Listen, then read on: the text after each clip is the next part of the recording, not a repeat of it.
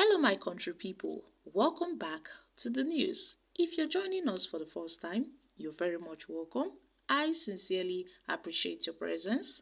Kindly subscribe and please don't forget to give us a thumbs up. Thank you.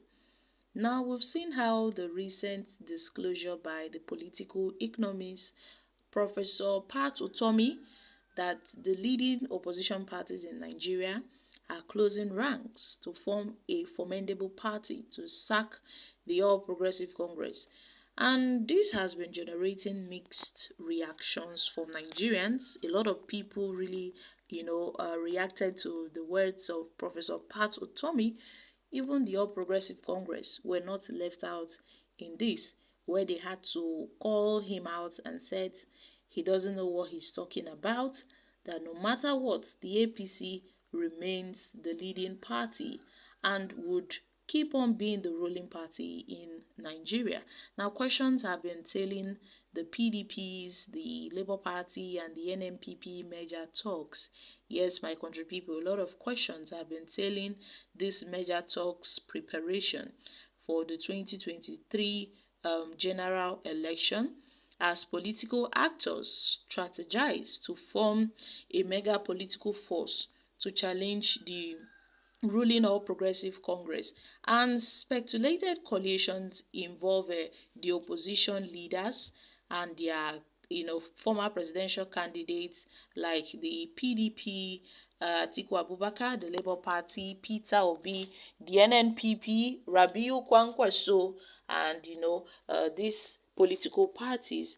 And yes, but we know that there have been doubts over these measures due to the conflicting political ambitions, their personal interests, and the parties' affiliations among key players. And the proposed alliances really face challenges in achieving a united front against the APC. So people have been raising questions about their potential impacts in the coming elections, what they seek to, gain, their specific impact, and what they seek to achieve aside, removing the APC from power. What would be their major, achievement? What would they gain from doing this? They have to give Nigerians, a really good talk and a good reason for them coming together.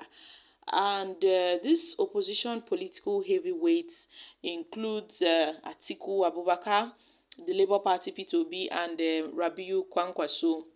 We've seen how there have been talks of merger. Now, the key aim at these talks of merger is just to remove APC from power. They want to remove APC from power.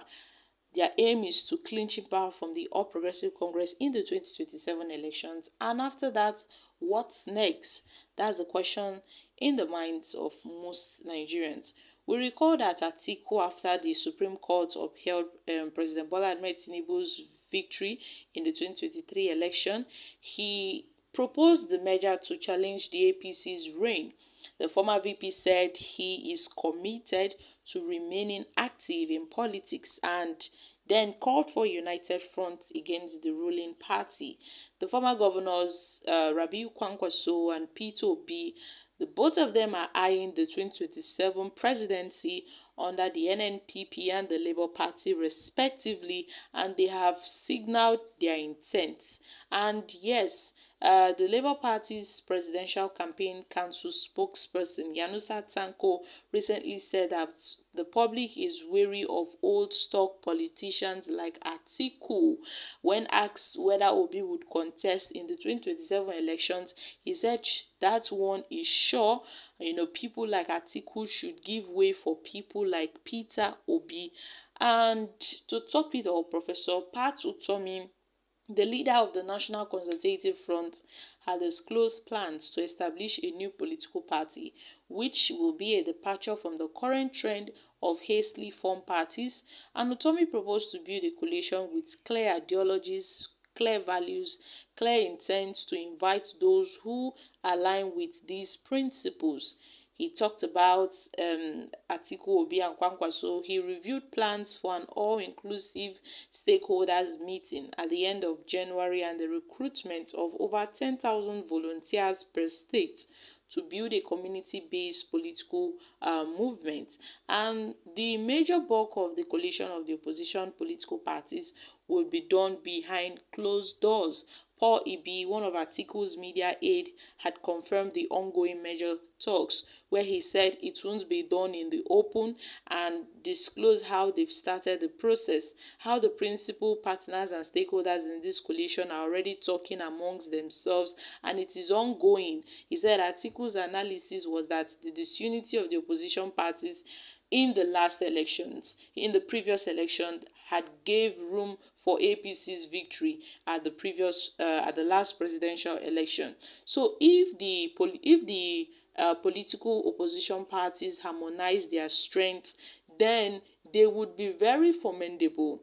And this is important because Nigeria is at a crossroad from one rumbling APC administration to another, and nothing has changed. The people are suffering. The economy is in scrambles, and insecurity is at its peak. So they've recognized how important it is for the opposition party to come together and form a formidable front against the APC. We know how a coalition of 7 political parties had reviewed its participation in the discussion. However, the coalition refrained from disclosing the 2027 presidential candidate to uphold its sense of collectivism within the opposition. The national secretary of the coup said they would not reveal their 2027 presidential candidates so as not to discourage parties involved in the major conversation. On the talk of who would be the candidate, who would the candidate be? Who would, represent this united front of these opposition political parties? Who would stand for them?